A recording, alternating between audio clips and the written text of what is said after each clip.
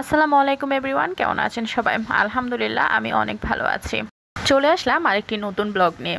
জানি না এই কাজটা আপনাদের জন্য কতটুকু বিরক্তিকর, কিন্তু আমার জন্য আসলে অনেক বিরক্তিকর। সংসার জীবনে প্রত্যেকটা মেয়েরই মনে হয় এটাই ঝামেলা, মনে হয় যে খাওয়া দাওয়ার পরে বাসন কুসন আর পাতিল টাতিল এগুলো ওয়াশ করা কিন্তু সবচেয়ে একটা কষ্টকর কাজ, যেটা আমার কাছে খুবই একটা বিরক্তিকর মনে হয়। মেয়ের বার্থডে উপলক্ষে তো মেহমান আসলো, তো ওরা চলে যেতে যেতে অনেক রাত হয়ে গেছিলো। তারপরে সব কিছু পরিষ্কার করে থালা বাসন ওয়াশ করতে করতে একদম প্রায় রাতের তিনটা চারটা বেজে গেছিলো। এই যে রান্না করেছিলাম, কিন্তু ভুড়ি রান্না করেছিলাম। আমার হাতের ভুড়ি রান্না হুমাশার আব্বু সবচেয়ে বেশি পছন্দ করে। হুমাশার আব্বু বলে তোমার সিগনেচার আইটেম হচ্ছে ভুড়ি রান্না। হুমাশার আব্বু যখনই বাসার নিচে যাবে কোনো কিছু কিনতে বা কোনো কিছু দরকারে, তখন এই দুই বাচ্চা পিছনে ছুটবে। হুমাশা তো আছে, সেসব কিছুই বুঝে। আর মেহমেদ বুঝতে শুরু করেছে অলরেডি যে বাবা বাহিরে চলে যাচ্ছে, তাকে যেতেই হবে। আমার বারান্দার গাছগুলো দেখুন একদম সতেজ হয়ে গেছে, এত সুন্দর হয়েছে আলহামদুলিল্লাহ মাশাআল্লাহ। হুমাশার আব্বু যেদিন থেকে টপিং করে পানি টানি দিয়ে দিল, তারপর থেকে একদম গাছগুলো আস্তে আস্তে করে 2-3 দিনের ভিতরেই সতেজ হয়ে গেছে। আসলে প্রকৃতি মানে সুন্দর। এখন বারান্দার মধ্যে আসলে এমনিতেই মনটা ভালো হয়ে যায়। যখন দেখা গেছে মনটা খারাপ, তখন বারান্দায় আসলেই মন ভালো হয়ে যায়। আমার বারান্দার ব্যালকনি থেকে এই ভিডিওটা করা। ভিডিওটা ছিল 2 দিন আগের।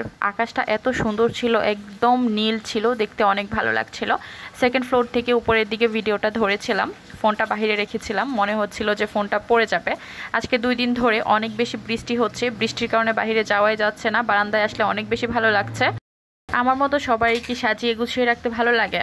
আমার বাসায় সারাদিন যতক্ষণই থাকি, মানে শরীর যতক্ষণ ক্লান্ত না হয়, ততক্ষণই মনে হয় যে শুধু এটা এটা গুছাই। আমি কি গুছাবো, কি সাজাবো, সারাদিন শুধু আমার মাথায় এটাই থাকে। জর্দা আইটেমটা আমি কেন জানি রান্না করতে পারি না। আমি রান্না করতে গেলেই খিচুড়ি হয়ে যাবে, কিন্তু আমার হাজব্যান্ড কিন্তু এটা বেশ ভালো রান্না করতে পারে। সে রান্না করলে একদম ঝরঝরে হয় এবং পারফেক্ট হয়। আমার দ্বারা কখনোই এটা সম্ভব না। গরুর মাংস রান্না করতে গেছি, আমার হাজব্যান্ড বারবার বলেছিল যে তুমি এটাতে রান্না করো না, এটার মধ্যে ধরবে না। আমি বেশি পণ্ডিতি করতে গেলে কিন্তু সব কিছুতেই আমি ধরা খাই। আমার হাজব্যান্ড আগেই বলে যে তুমি কিন্তু পরে পস্তাবা। এখন বসানোর পরে দেখি আর নাড়াচাড়া করতে পারতেছি না। তারপরে হুমাশা আব্বুকে বললাম যে এটা শিফট করতে হবে ইমিডিয়েটলি, না হলে এটা নাড়ানো চাড়ানো যাচ্ছে না। আর পানি কোথায় দিব? পানি না দিতে পারলে তো আবার সিদ্ধই হবে না এতগুলা গরুর মাংসের মধ্যে। হুমাশার আব্বু তখন বলতেছিল, হ্যাঁ তুমি তো কথা শোনো, কিন্তু যখন লাস্টে যে ঠেকে যাও যে আর পারতেছো না, তখন শোনো। মানে আমার অবস্থা হয়েছে এইটা যে নেড়া বেলতলায় কিন্তু একবারই যাই, কিন্তু আমি নেড়া বেলতলায় বারবার যাই। মানে আমি যে কোনো একটা কাজ করব, হুমাশার আব্বু বারবার বলবে না এটা তুমি করো না, এই কাজটা এরকম হলে ঠিক হবে না, ওই রকম করে করতে হবে। কিন্তু না, আমার মাথায় আছে যে আমি এটাই করতে হবে, আমার এটাই করতেই হবে, মানে এরকম একটা মানুষ আমি।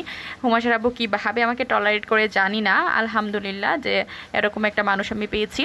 ভিডিওর লাস্টে আপনাদেরকে আমার বাসার ছাদ বাগান যে ওটা দেখালাম, দেখুন কত সুন্দর ছাদ বাগান, একদম দেখে মনটা ভালো হয়ে যাবে। আল্লাহ হাফেজ।